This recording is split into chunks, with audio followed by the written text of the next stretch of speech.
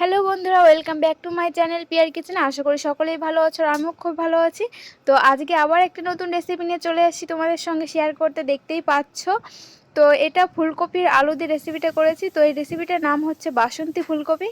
তো বাসন্তী ফুলকপি কী করে তৈরি করে সেটাই তোমাদের সঙ্গে আজকে শেয়ার করব। তো বাড়িতে মাছ মাংস না থাকলে এরকম সুন্দর সুন্দর রেসিপি করে খেতে পারবে। এটা পুরোপুরি একদম নিরামিষ। তো বন্ধুরা, এখন তো শীতকাল চলে এসছে আর এখন সবসময় ফুলকপি পাওয়া যাবে। তো চলো বাসন্তী ফুলকপি কী করে তৈরি করি সেটাই তোমাদের সঙ্গে এখন শেয়ার করি। তো চলো রান্নাটা শুরু করা যাক। তো দেখো, এখানে আমি ফুলকপি নিয়েছি। তো একটা গোটা ফুলকপি নিয়েছি আমি, এখানে কেটে নিয়েছি। ফুলকপিগুলো একটু বড় বড় করে সাইজ করে কেটে নিয়েছি। আর এই বাসন্তী ফুলকপি তৈরি করতে লাগছে আমার এখানে পেঁয়াজ কুচি, টমেটো কুচি, আদা বাটা, জিরে বাটা, ধনে বাটা আর শুকনো লঙ্কা বাটা আর 2-3টে কাঁচা লঙ্কা চিড়ে রেখেছি। আর লাগবে আমার এখানে বাটিতে রেখেছি নারকেল কোড়ানো। তো আর এখানে নিয়েছি লম্বা করে আলু কেটে নিয়েছি। তো এখন আমি রেসিপিটি শুরু করব। তো দেখো, এখানে আমি কড়াইতে তেল গরম করে তেলটা দিয়ে দিয়েছি। তেলটা আমার পুরোপুরি গরম হয়ে গেছে। এরপর আমি ফুলকপিগুলো এক এক করে দিয়ে দেবো। তো ফুলকপিটা দিয়ে এখন আমি ভাজতে থাকবো। তো হালকা হালকা লাল লাল করে একটু ফুলকপিগুলো সুন্দর করে ভেজে নেব। তো ফুলকপিটা একটু মিডিয়াম জালে রান্নাটা করবে, তাহলে ভিতর থেকে একটু সেদ্ধটা হয়ে যাবে আর ভাজাটাও খুব সুন্দর হবে। তো দেখতেই পাচ্ছ।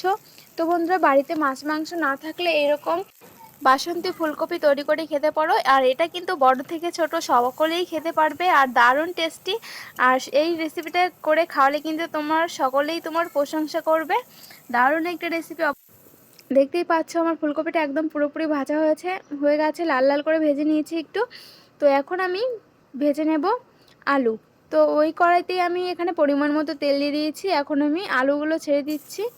তো আলুগুলো আমি একটু ভালো করে লাল লাল করে ভেজে নেব। এটা কিন্তু একদম সেদ্ধ করে রান্নাটা করব না, এটা পুরোপুরি একদম ভেজে রান্না করব। তাহলে কিন্তু যে কোনো সবজি ভেজে ভেজে রান্না করলে কিন্তু সেটা একটু অন্যরকম হয়, খেতে খুব ভালো লাগে। তো এখানে আমি পরিমাণ মতো একটু নুন দিয়ে দিচ্ছি। এরপর দিয়ে দিচ্ছি পরিমাণ মতো হলুদ গুঁড়ো। তো দিয়ে এখন আমি ভালো করে একটু নেড়ে চেড়ে নিচ্ছি, দেখতেই পাচ্ছ। তো একটু লাল লাল করে ভালো করে ভেজে নেব, তাহলে খেতে ভালো লাগবে আর আলুটাও পুরো একদম সেদ্ধ হয়ে যাবে। তো দেখতেই পাচ্ছ আমার আলুগুলো ভাজা হয়ে গেছে। এবার ওই তেলে আমি আরেকটু তেল দিয়ে আমি এখানে হাফ চা চামচ গোটা জিরে, দুটো দুটো একটা তেজপাতা চিড়ে দিয়েছি। আর এখানে দিয়ে দিচ্ছি এবার পেঁয়াজ কুচি। তো পেঁয়াজ কুচিটা দিয়ে ভালো করে একটু ভেজে নেব ব্রাউন কালার করে। তারপর আমি এখানে সব রকম মশলা দিয়ে দিয়েছি, টমেটো কুচি, আদা বাটা, জিরে বাটা, ধনে বাটা, শুকনো লঙ্কা বাটা। তো দিয়ে দিয়েছি, এটা একটু অফলাইনে দিয়ে দিয়েছি, আপনাদেরকে দেখাতে পারিনি। তারপর এখানে দিয়ে দিয়েছি হলুদ গুঁড়ো পরিমাণ মতো নুন। তো দেখতেই পাচ্ছ হালকা করে একটু জল দিয়ে দিয়েছি আমি, যাতে নিচ থেকে লেগে না যায় আর মশলাটা খুব সুন্দর আস্তে আস্তে কষাতে পারি। তো এখানে হালকা করে একটু জল দিয়ে দেবে, তাহলে দেখবে খুব ভালো হবে।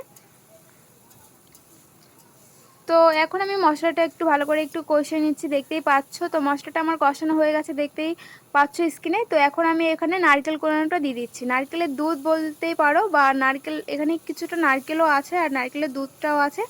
তো এখন এটা দিয়ে আমি একটু ভালো করে একটু কষিয়ে নেব।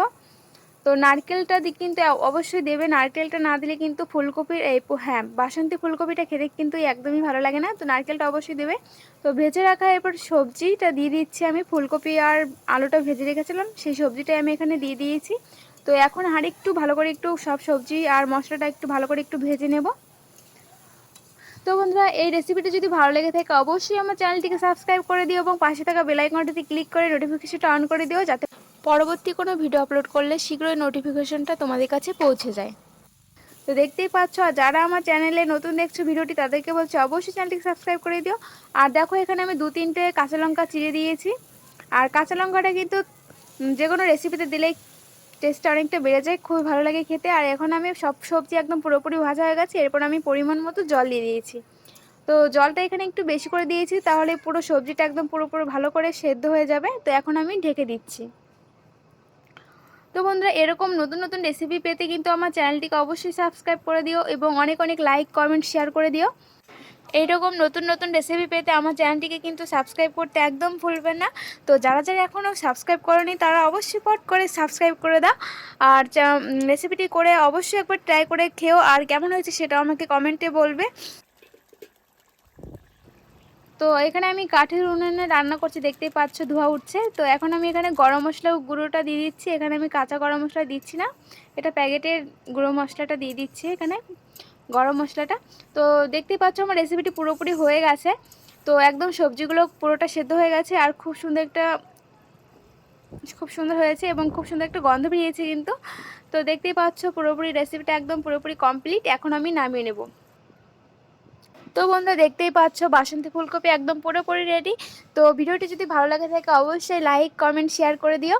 আর এরকম রেসিপি করে অবশ্যই বাড়িতে একবার ট্রাই করে খেও, খুবই ভালো লাগে খেতে, ছোটো থেকে বড় সকলেই খেতে পারবে। আবার বলছি দারুণ একটি রেসিপি, মাছ মাংস না থাকলে এরকম রেসিপি করে বাড়িতে তৈরি করে খাবে, খুবই ভালো লাগবে।